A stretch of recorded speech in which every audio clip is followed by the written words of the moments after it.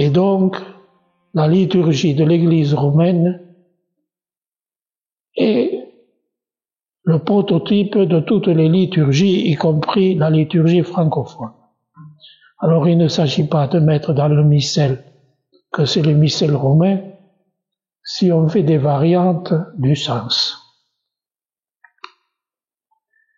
Alors, je ressens le besoin pour l'Église d'un groupe vivant, latiniste, promoteur de la latinité, pour une liturgie vraie et catholique. Mais cela demande un effort, parce que les modernes, comme ceux qui promeuvent l'informatique, se contentent de la tablette. Mais pour le latin, il faut que la tablette soit dans le cœur d'abord, par l'amour de la vérité, et ensuite dans la tête. Et donc, il y a nécessité de mémoriser les bases. Ces bases ne sont pas insurmontables parce que le français est une langue latine et il y a beaucoup de comparaisons entre les deux langues. Et donc, nous pouvons facilement apprendre un minimum de vocabulaire pour l'Église et un minimum de déclinaisons et de verbes. Mais quand il y a un humble prêtre qui vous le propose, il sait comment il faut vous guider dans ce chemin et il vous le dit. Par exemple, j'avais fait une feuille où j'avais indiqué les principaux points à apprendre, à connaître. Voilà. Alors, pour commencer, si vous voulez, toute langue est ainsi faite, au moins les langues indo-européennes. Elle se divise en deux parties. La première partie, ça s'appelle la morphologie, c'est-à-dire la science de la forme des mots. Et donc, elle se divise dans toutes les parties que comprennent ces mots-là, le nom, l'adjectif, le pronom, le verbe, les prépositions, les conjonctions, etc., de façon à pouvoir ensuite passer à la deuxième partie qui s'appelle la syntaxe. Alors revenons à morphologie, vous voyez, c'est morphé, la forme, logia, la science de la forme. Tandis que la syntaxe, taxi, ça veut dire l'emplacement, la place où se trouve la voiture qui attend, taxis. Et sun, ça veut dire avec, placé avec. Et donc, là, la seconde partie de la grammaire, il faut, avec les mots, former des phrases. Et ces phrases sont, on appelait ça quand on était jeune, l'analyse logique. Et alors, il fallait pas se tromper. Eh bien, continuons, nous, à faire un peu plus pour décrypter tout ça. La proposition principale, les propositions subordonnées, les propositions relatives. Et il y a encore, en latin, 2 ou 3 autres nuances. Voilà. Alors, il faut en venir à ce qu'on appelle les déclinaisons. Parce qu'à la différence du français, le latin comporte des déclinaisons. Je ne dis pas qu'il n'y en a pas en français, mais elles sont quasi inexistantes. Je crois qu'en allemand, il y a des déclinaisons, mais je ne suis pas certain de ce que j'affirme.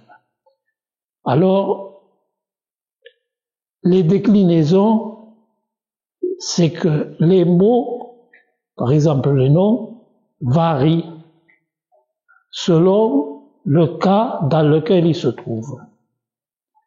Alors, vous savez, dans un dé, il y a 6 cas, sex, casus.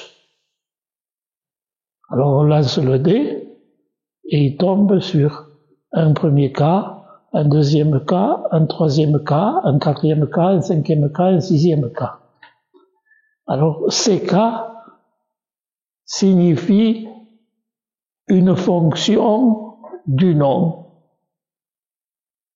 Et alors, le nom peut avoir plusieurs fonctions. Et donc ces fonctions, je vais les écrire. Alors, comme il y a quelques latinistes ici, ils vont me dire qu'est-ce qui correspond au sujet. Ça s'appelle, voilà, nominatif.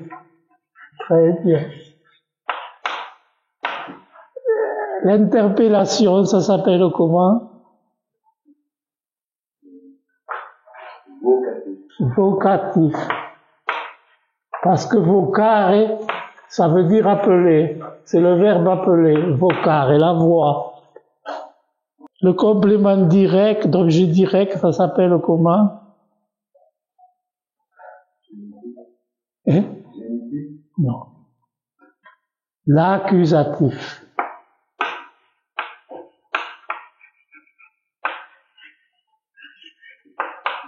Le complément de nom, génitif.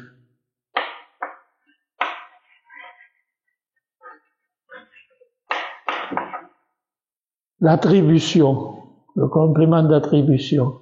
Je donne quelque chose à quelqu'un.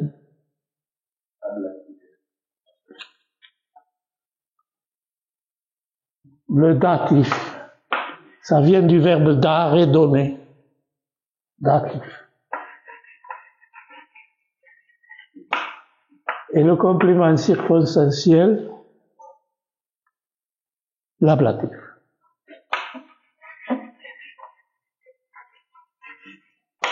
Voilà. Alors maintenant, il faut prendre la première déclinaison, qui la plupart du temps est une déclinaison féminine. Ça y est, je crois, dans la seconde feuille, ça. Vous voyez, si c'est là, c'est toujours dans cette page. La première déclinaison comporte surtout, mais non exclusivement, des noms féminins. Les désignances en sont au singulier, A pour le nominatif, A pour l'accusatif. Alors, ça fait Rosa, et vous avez le texte, ceux qui ont le texte là, ça fait Rosa, Rosa, Rosa, Rosé, Rosé, Rosa. Alors, vous voyez, pour le sujet, si le mot rose est sujet, on dit Rosa. Si je m'adresse à la rose pour l'appeler, c'est une fille. Oh, Rosa, viens ici. C'est toujours Rosa. Mais si je donne la rose, si je donne une rose à Pierre, do rosam, complément d'objet direct, Petro. Je donne une rose à Pierre. Vous suivez? Après, si je dis la fleur de la rose, fleur rosée, complément de nom. Après, si je veux donner si je veux attribuer à Rose un livre, do librum rosé, à attribution, à Rose. Et puis après, complément circonstanciel, par la rose, au moyen de la rose. Ça y est, c'est branché tout ça. C'est pas difficile. Et puis après, il faudrait quand même le mémoriser ça, parce que si vous vous fiez à une tablette, vous comprenez bien que ça peut pas marcher. Et c'est pareil, il y en a une deuxième déclinaison, surtout pour des noms masculins, C'est pas exclusif, ni pour la première, ni pour la seconde. Il y a une troisième déclinaison qui est un peu plus ancienne dans la tradition sans doute de la langue. Et alors, il faut l'apprendre. Et puis il y a une quatrième, une cinquième déclinaison qui sont moins importantes. C'est pour ça que l'année dernière, quand nous faisions le latin, je faisais que dire apprenez les 3 premières déclinaisons. Et de là vient tout le reste. Tous les adjectifs, tous les pronoms sont tirés finalement de ces déclinaisons des noms. Donc, les difficultés à surmonter ne sont pas si grandes que vous le croyez. Alors peut-être on pourrait prendre un peu plus loin, ici dans les autres feuilles, parce que, voilà. Vous voyez? Alors, ça, on va vous donner une feuille, il faut la prendre, ça. Vous voyez, parce que ça y est, partout dans la liturgie. Comment c'est? Advocata nostra. Salve. Attends, c'est que c'est Advocata nostra. Ancilla, servante. Quand on dit l'Angelus, ecce ancilla Domini. Aqua, l'eau. Aqua benedicta, l'eau bénite. Arca, l'arche. Quand on chante les litanies de la Vierge. Federis arca. Arche d'alliance. Culpa, mea culpa, mea culpa, mea maxima culpa. Dextera, c'est pareil qu'en français, la droite, la dextre, à peu près. La doctrine, domina, la dame. Ecclesia, l'église. Femina, la femme. Filia, la fille. Vous voyez bien que le vocabulaire est facile. Gloria, la gloire. Gratia, la grâce. Ora, l'heure. Il n'y a pas mieux. Hostia, victime. Qui c'est qui sait en France que l'hostia, ça veut dire la victime? Yano à la porte, ça c'est un peu plus difficile.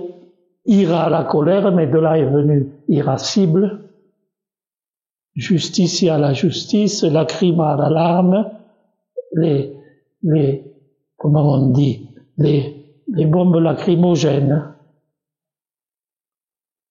Oui. Maria, Luna, lingua, facile. Mensa à la table.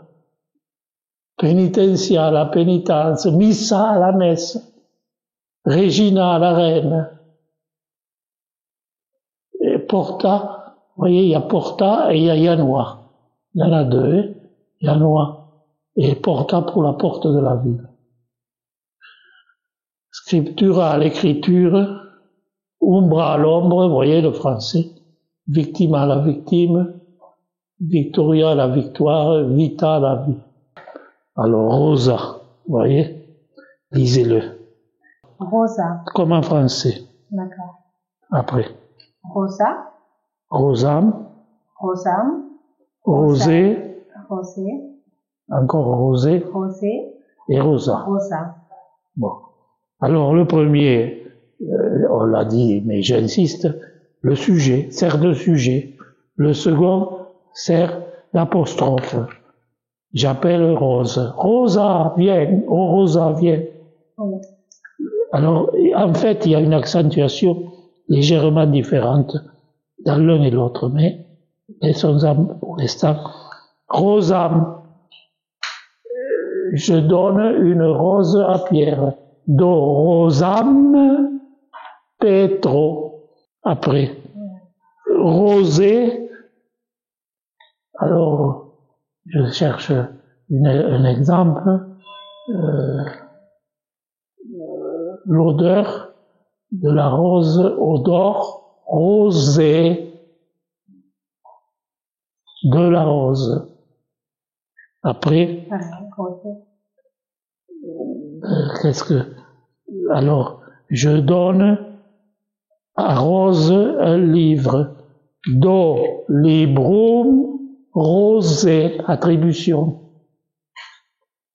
Alors il ne faut pas confondre le complément de nom et le complément d'attribution.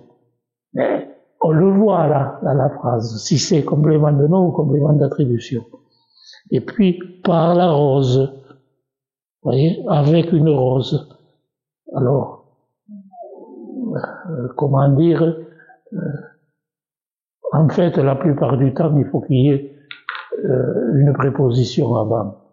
Par la rose, arrosa. Mais on peut dire, je cherche des exemples, je n'arrive pas à les trouver. On est à côté, je crois, non? Non. Voilà. Là, c'était à la rose, à une rose. Oui. Mais je cherche les avec une rose. Avec une rose, oui. Et puis, l'ablatif par la rose. Alors, comment dire, il y a des remèdes fabriqués par des roses. Voilà. Je sais pas, je cherche des exemples. Rosa. Mais là, il y a un accent long. Il faut faire rosa quand c'est un ablatif. C'est un détail. Dessus, ça veut dire qu'il faut le prononcer plus longtemps. Oui, on appuie sur la dernière. Voilà, je ne sais pas quoi vous dire de plus. Je fais ce que je peux. Et vous nous demandez, pardon. Oui. Vous nous demandez d'apprendre ces trois, c'est ça? Il faut tout apprendre. Il faut apprendre toute la déclinaison. Et il faut apprendre aussi le pluriel, parce que le pluriel, on l'a pas dit. Alors, rosé, rosé, rosas, rosarum, rosis, rosis. Rosé, rosé,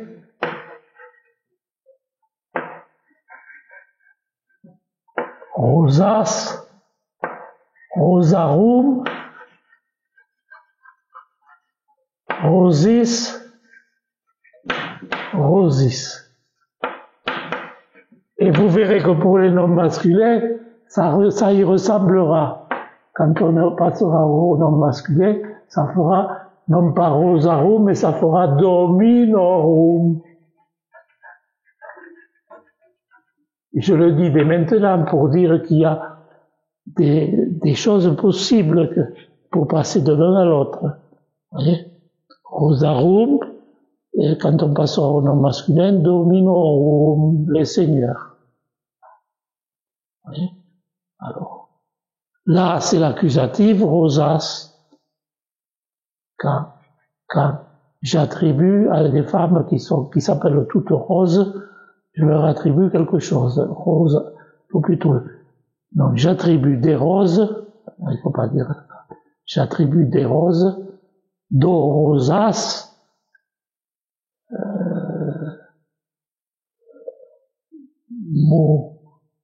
mulieribus, je donne des roses aux femmes.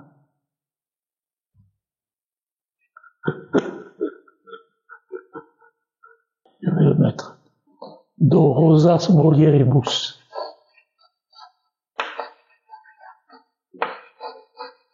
Je donne des roses mariées à Marie. Là, c'est l'attribution du singulier. Et puis je donne des roses aux femmes, mulieribus. Et là, nous passons déjà à la troisième déclinaison. Alors, en vous le disant, je vous trouble. Ne t'en fais rien, c'est pas grave. Je ne sais pas que vous dire de plus. Je vous ai bien expliqué de mon mieux aujourd'hui. Peut-être on pourrait avec Thierry faire une traduction. Qu'est-ce que tu en penses? Bon, allez. Alors, on va apprendre Rosa, puisqu'il faut faire de la mémoire, je suis d'accord. Alors, on va mettre ici, ça fait rien, le singulier. Rosa, rosa. Rosa.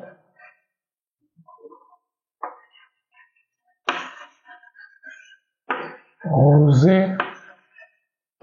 Rosé. Rosa.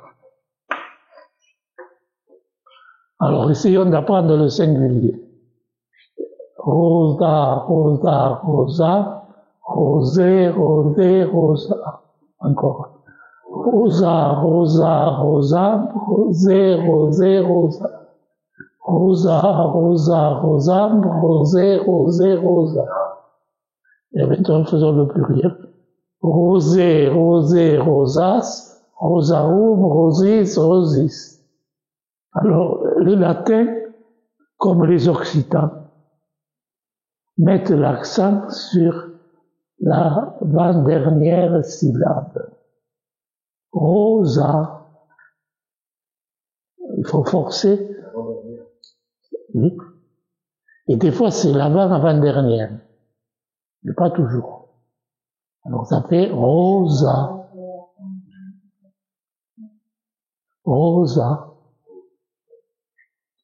Rosé. Rosas. Rosarum. Rosarum. Rosis. Alors l'année dernière, donc, quand nous avons fait le latin, nous étions la petite équipe et nous avons fait l'histoire sainte de l'abbé Lomont. Et cette histoire sainte est intéressante parce qu'elle nous fait voir, dans des petits paragraphes brefs, les principales pages de l'histoire sainte. Alors on va apprendre aujourd'hui, parce que c'est important, quand Joseph, le fils de Jacob, non plutôt Joseph, Abraham, Isaac et Jacob, Joseph, le fils de Jacob, un des fils de Jacob, il y en avait 12. Et Joseph a passé son enfance et puis il a eu des songes. Et à partir de là, il va y avoir toute une aventure de Joseph qui va partir en Égypte. Et à cause de ça, les Hébreux vont aller habiter en Égypte. Ça s'est passé, ça, environ, combien? Plus de 1000 ans, 1250 la sortie d'Égypte, et 500 ou 600 ans avant, mettons Abraham 2000 ans avant Jésus-Christ, et 200 ou 300 ans après, le départ des Hébreux en Égypte, c'est-à-dire 1700 avant Jésus-Christ, à peu près. C'est difficile à évaluer parce que on se base sur les traditions orales. D'autres raisons aussi. Mais les dates sont assez difficiles à déterminer. Voilà.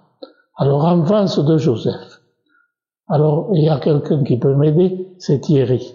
Jacobus aduit duodecim filios, inter quoserat Josephus. Ça va, arrête-toi là. Alors, vas-y, essaye. Jacob avait 12 fils, parmi lesquels Joseph. Parmi lesquels il y avait Joseph. Était Joseph. C'est le verbe être à l'imparfait. Et il y a encore une chose qui n'est pas juste. Abeo, c'est le verbe avoir. Et alors, quand on vous donne les verbes, on vous dit les temps primitifs. C'est-à-dire, il y a 4 ou 5 temps primitifs. Et ces temps primitifs, c'est abeo, abes, abui, habitum, habere. C'est le verbe avoir. Abeo, j'ai, tu as, il a. Abui, j'eus, tu, c'est le parfait. Alors, Jacob eut 12 fils. Alors, regardez bien Philios. Tiens, c'est intéressant, parce que c'est déjà la deuxième déclinaison des noms masculins. Et comme Rosas, au pluriel, c'est le complément d'objet direct, là aussi, Philios, c'est le complément d'objet direct. Voyez? Du pluriel. Abuit, duodecim filios, 12 fils. Inter quos, inter, entre, c'est le mot entre parmi. Quos, c'est le pronom relatif, mais le pronom relatif, il se décline. Et c'est comme dans la deuxième déclinaison, quos, c'est le complément d'objet direct, parce que inter, cette préposition le complément veut l'accusatif pluriel. Parmi lesquels, c'est très bien écrit, Erat était Joseph. Et Joseph, qu'est-ce qu'il fait là? Il est le sujet. Joseph était parmi lesquels. Retournons la phrase en français. Joseph était parmi ceux-ci, parmi eux. C'est un sujet, Joseph. Josephus. Alors c'est la deuxième déclinaison qui s'appelle Dominus. Et vous voyez, ça s'appelle Josephus. Bon, après, continue.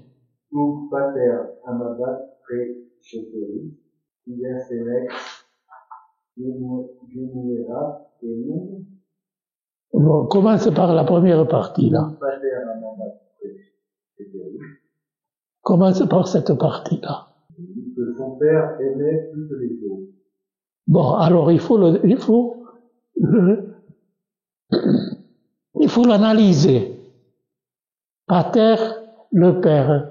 Laissons tranquille, c'est la troisième déclinaison, mais c'est un sujet, c'est un nominatif. Dites le sujet, c'est le nominatif. Amabat, c'est le verbe aimer.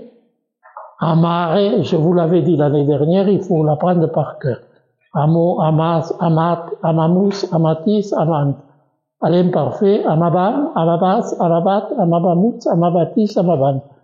Alors, il est à l'imparfait. Le père aimait, d'accord? Vous êtes d'accord? Vous suivez? Unc, celui-ci, c'est un complément d'objet direct de pronom. Praeceteris, Ceteris, c'est les autres. oui, et près, c'est au-dessus. plus que les autres, au-dessus des autres. Quia senex, alors il y a une note, là on la regarde de suite, ce nominatif n'est pas le sujet du verbe, c'est un adjectif, attribut de Jacob, sujet sous-entendu de genuerat. Alors, donc, on va voir la suite de la phrase. Quia senex. Notez-le, ça, parce qu'il va falloir changer la page. Senex, ça veut dire Oui. Donc, et senex est employé comme un adjectif, on va voir. Quia senex genuerat enum. Alors, genuis,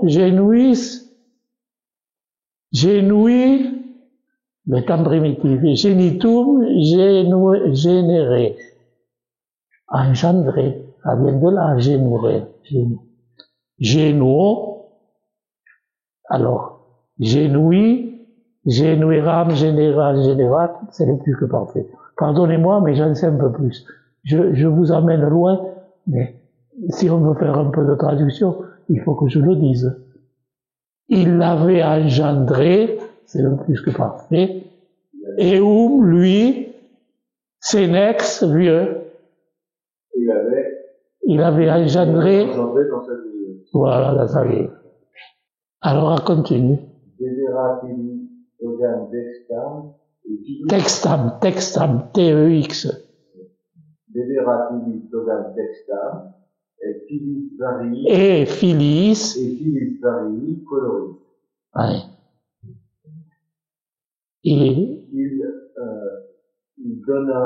Il avait donné, c'est encore un plus que parfait. Il avait donné, il lit à lui. Alors ça ressemble au français. C'est de là qu'est venu lui, il, elle. Hein? Il a donné à lui. À lui, il lit. Et ça serait un datif. Attribution. Il a donné à lui textam togam. Togam textam. Une robe. Bravo. Textam. Il demande tisser de fils Bravo, tisser de fils, de couleurs variées. bravo, de couleurs variées. Et filis, c'est pas le fils, c'est les fils. Et ça veut dire extrait de. Et ex, en français ex, expulsé, envoyé à dehors. Ex et filis, de fils de couleurs variées. Alors après. Quam ob causam Jovetus erat invisus suis fratribus praesertim postquam narravisset eis duplex somnium quo futura eius magnitudo portem debatio. Alors après, à note, il vous dit de changer la tournure parce que c'est un peu compliqué. Mais on va le regarder après. Voilà. Ob quam causam. Il faut mettre le ob devant. Et le ob, ça veut dire à cause de. À cause de. Pour cette raison, Voilà, pour cette raison. Joseph était Eh bien. invisible. Non, c'est pas invisible. Hein? Invisus. Invisible était Haï, était haï dans le vocabulaire. Ce vocabulaire est bien fait, ça doit y être clairement. Invisus. Invisus, odieux, à lui. Haï de. odieux, haï, ah voilà. Et pour cela, pour cette raison, Joseph était haï par ses frères. Voilà. Fratribus, c'est ses frères.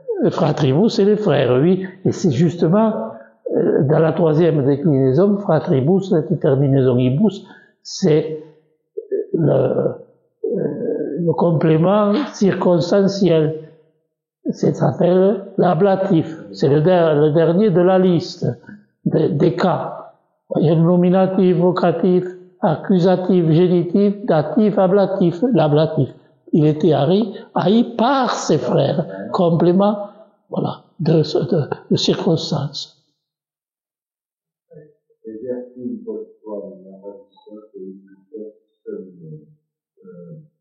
Parce que, surtout après que, surtout après que lui ait été raconté, qu'il avait raconté, pardon, pas qu'il avait raconté, surtout après qu'il avait raconté à eux,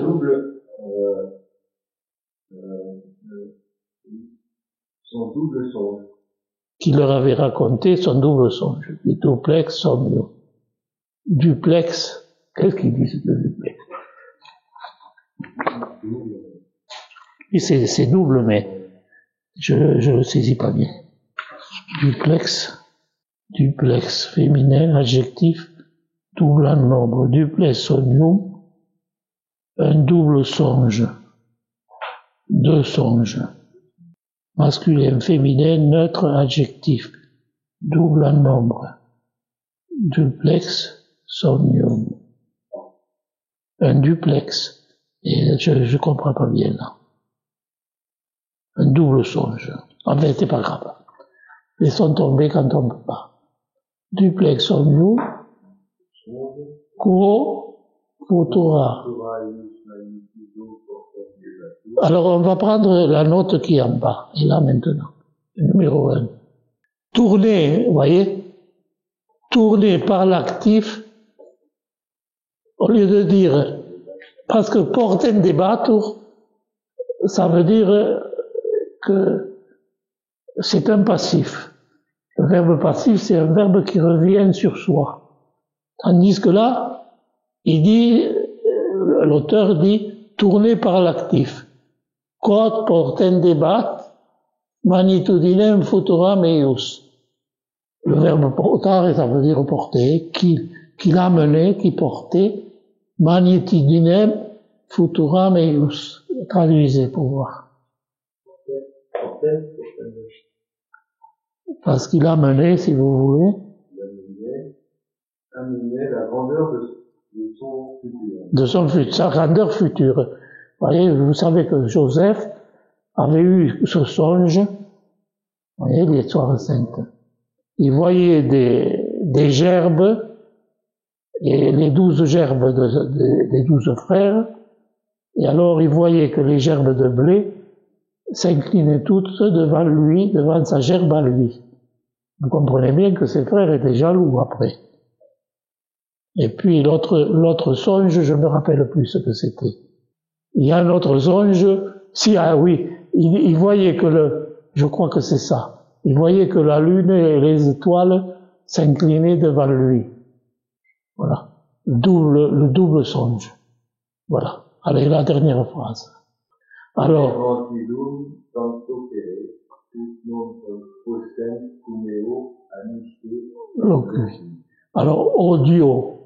odio, c'est la haine, hein. Vous voyez, odérante, le verbe odire, c'est haïr.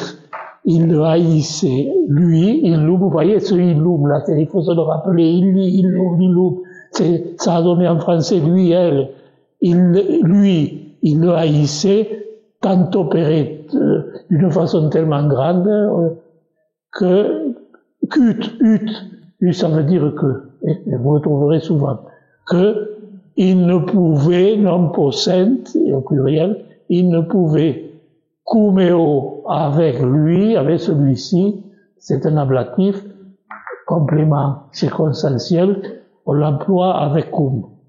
Avec lui, amiché loqui parler, amiché amicalement. Voilà.